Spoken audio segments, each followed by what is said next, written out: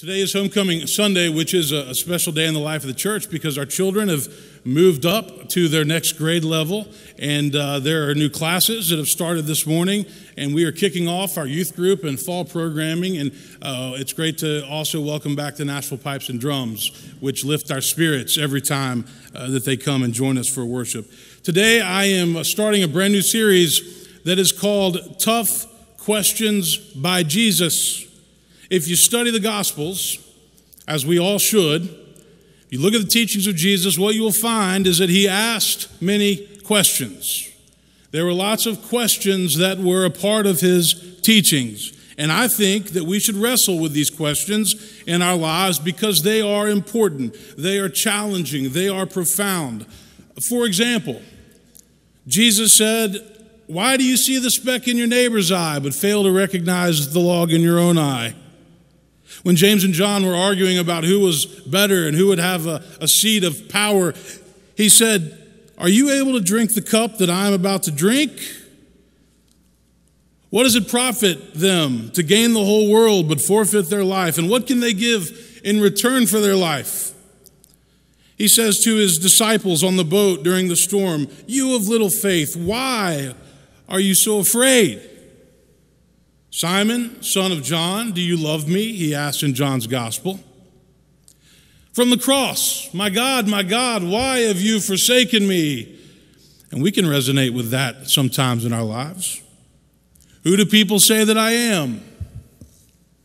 There are so many questions that Jesus asked throughout his life and ministry, and so we're going to look at them in the coming weeks. And for those of you that like to dive deeper and study more in your devotional life, there's a book that we have in our bookstore that's called What Did Jesus Ask? And it's a series of ministers and theologians that wrestle with all the different questions that we find in the Gospels. And if you're interested in that, I would encourage you to pick up a copy of that and use it in your own devotional life.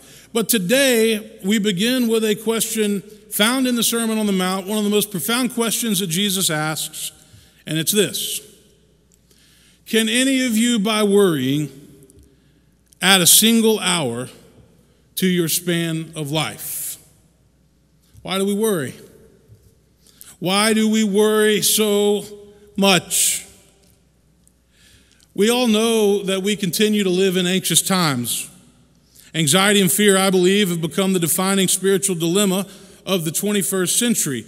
Ours is an age of anxiety, an age of uncertainty. In a book that he published 3 or 4 years ago, a guy named Stauffer says, "To some people, I may seem calm, but if you peer beneath the surface, you would see that I'm like a little duck paddling. He says being severely anxious is depressing. Anxiety can impede your relationships, impair your performance, constrict your life, and limit your possibilities. Henry Nouwen says this about the spiritual life. He says, the spiritual life is not a life before, after, or beyond our everyday existence.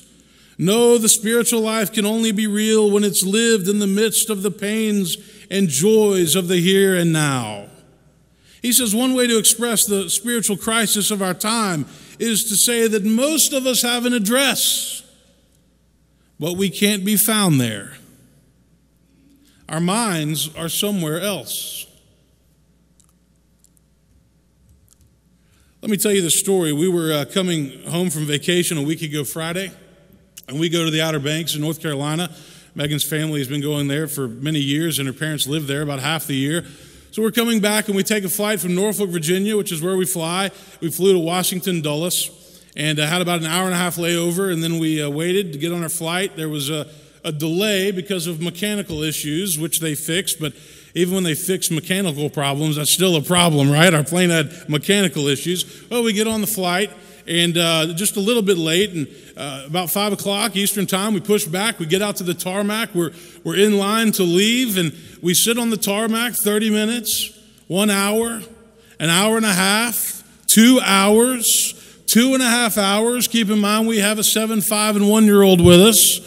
And the whole time, pilots are coming on, giving us updates. There's weather rolling in. We're waiting to be rerouted. We're waiting to hear from air traffic control. Finally, they come on and say, folks, we've got to go back to the gate. Because remember, they passed a law a few years ago. You can't sit out on the tarmac that long. Thank goodness. Well, we go back to the gate. There's nobody there to help us deplane. So we waited 30 more minutes there. And then right before everybody got off the plane, people's cell phones lit up with text messages and emails saying that the flight had been canceled. Not delayed, but canceled. So we get off the plane. Megan takes the kids to a restaurant. Nobody had dinner.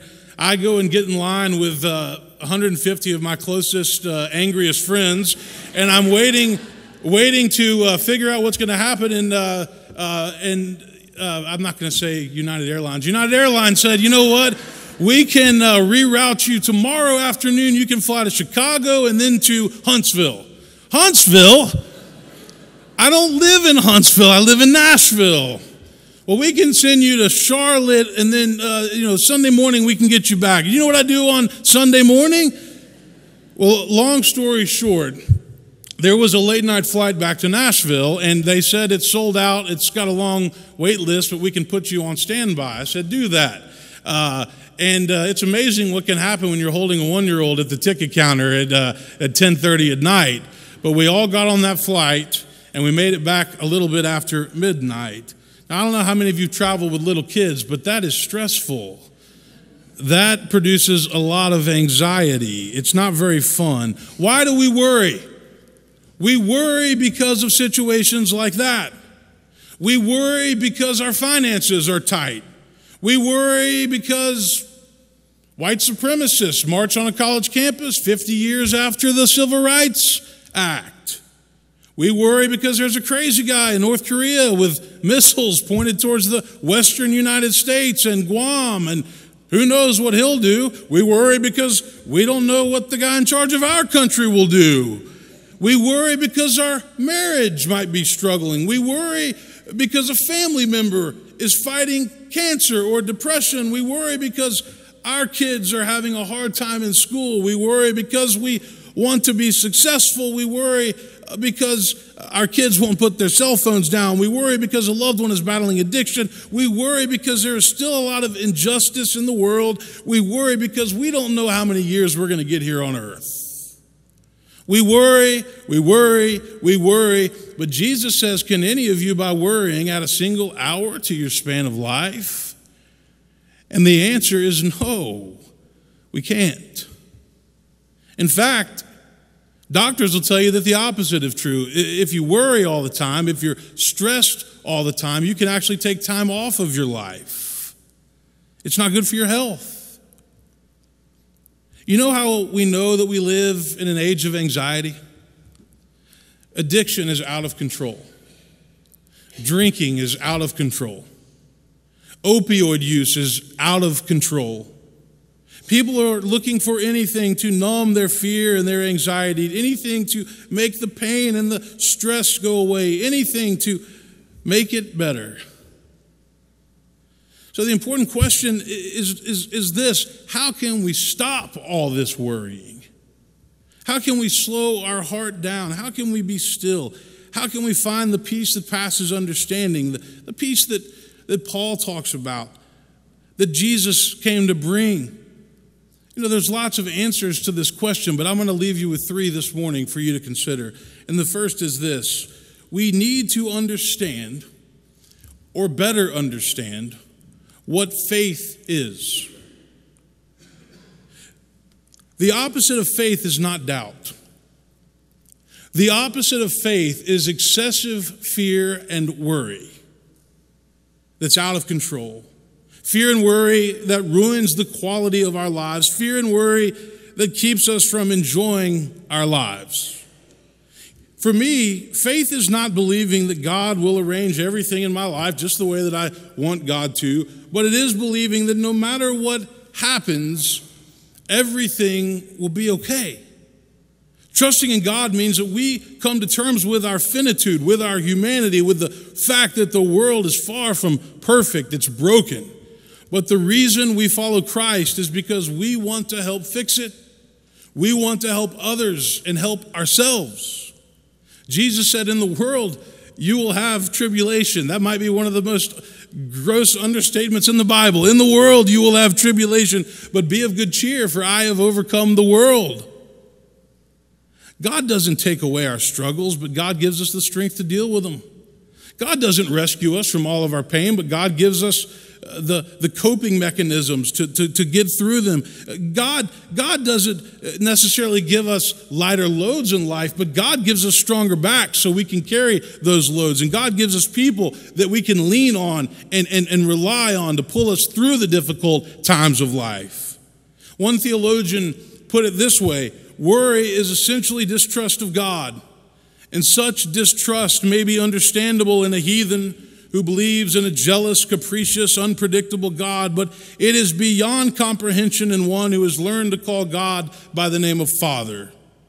The Christian does not worry because he or she experiences the unconditional love and grace of God. When was the last time in your life that you experienced the unconditional love and grace of God? It's an amazing thing. But if we're honest, we don't experience it enough. You know, in many ways, excessive worrying is a form of atheism. It's unhealthy, and one of the best cures for it is a stronger faith, not lip service, not just saying that we trust in God, but really trusting in God with our life and with our future, and trusting that things are going to be okay. We still have to do our part. We still have to prepare. We still have to make decisions, but God will take care of us. Things will work out. Faith is believing that things are going to be okay even when it seems like they're not. A second answer to this question is that we have to learn to deal with this issue of control. We must recognize that we are not in control of everything, so we develop spiritual disciplines like prayer and reading scripture and silence and meditation and authentic relationships, which is why we push small groups and classes here so much. Here's one of the problems that I've always seen in affluent culture.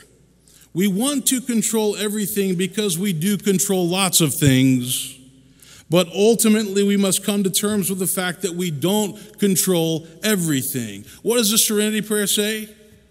God, grant me the serenity to accept the things that I cannot change, the courage to change the things I can, and the wisdom to know the difference.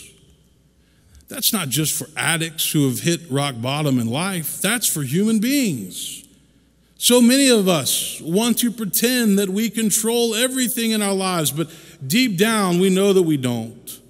And the sooner we can accept that and come to peace with that, the better off we're going to be. Being a control freak will make you miserable. You don't believe me? Try it. It'll make you miserable.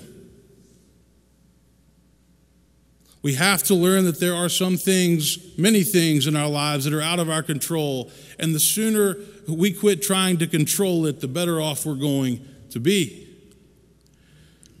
The final answer that I would give to this question this morning of how we can stop worrying is actually found in our passage for today.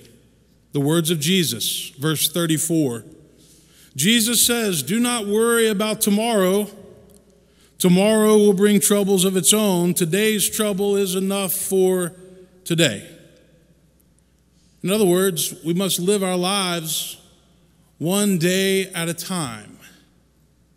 And this is where many of us miss the boat.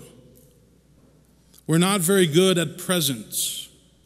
We're not very good at focusing on the situation that we are in. Our anxiety keeps us on edge. And as Henry Nouwen says, we have an address, but we're not home. We're distracted. We're preoccupied. We're thinking about the past, or we're dreading the future, but we're not living in the present. Jesus wants us to live in the present. You know, so many human beings are guilty of the what I call the I'll be happy when mentality. I'll be happy when I graduate. I'll be happy when I get married. Be careful with that, right, Megan? I'll be happy when I have children. I'll be happy when I get a new home. I'll be happy when I make more money. I'll be happy when I get a promotion at work. I'll be happy when I finally retire. But there's always been one truth. If you can't live in the present right now, then what makes you think that you're going to be able to do it at the next stage of life? What makes you think that things will be any different? Spiritual disciplines make a difference. I'm 100% convinced of that. Worship and contemplative prayer and meditation, yoga, music, focusing intently on what you're doing at any given time, focusing on the people that you are with, whether it's your children or your spouse or your friends. We'll still have our regrets. We'll still have our fears. There will still be things that unnerve us and disturb us and perturb us. But we can get to a point where it is not constant, where it's not all-consuming all the time, because that's how many of us live, and that's not healthy. And yes, the world is a crazy place. And yes, there's lots of conflict and turmoil in our nation. And yes, there can be chaos in your life, but nobody wants to live worked up and worried all the time. And you shouldn't. It's not healthy. I'll leave you today with one of my favorite poems, and I've come back to it over the years in my own life, and I've shared it before in sermons. It's written by a lady named Marilyn Ferguson, and it's about enjoying every step of life along the way, every day as a gift from God. She writes, "When I was young and in my teens, I dreamt of things to be. The day I got behind the wheel would set my spirit free. I knew the time would surely come. I'd hold that sweet diploma, so full of dreams and youthful schemes, the smell of sweet aroma. Thoughts of college filled my head, excited I could not wait. Surely I would find myself and come to know my fate. With my degree I had it made, my life was looking up. Into the working world I went, a time to fill my cup. With wedding bliss, the one I loved, this was my bag of tea. A lovely home, a tiny child, so much was yet to be. The ladder of success I'd climbed, I'd reached my goal in life. With no time left for anything, my life was filled with strife. Now middle-aged, my parents gone, the aches and pains set in. The children grown, and on their own, I felt a grief within. The golden years were closing in, retirement was to come. I'd waited all those years for this. Old age has now begun. Now wise and gray, I think about those years so long ago and how I'd hoped for them to pass, a better life to show. But through it all, I missed the boat. Be happy where you are, for if you wish your life away, you'll miss the shining star. Today is all that matters, a gift from God above. Unwrap the many treasures and fill your hearts with love. Whether 9 or 99, it never is too late to find the joy in living, to pray and to meditate. For fretting just brings sorrow. Today is full of spring. There's beauty in this hour and the joy that it will bring. Forget your toils and troubles. Don't think about the past. Today is filled with sunshine, with blessings built to last. Life happens fast. 10 years go by pretty fast. Not every day, but pretty fast. And if you're distracted, if you're preoccupied, if you're thinking about something else, you're not going to enjoy what's before you. So trust in God and take one day at a time. And don't spend every moment worrying about things that may or may not happen. Amen.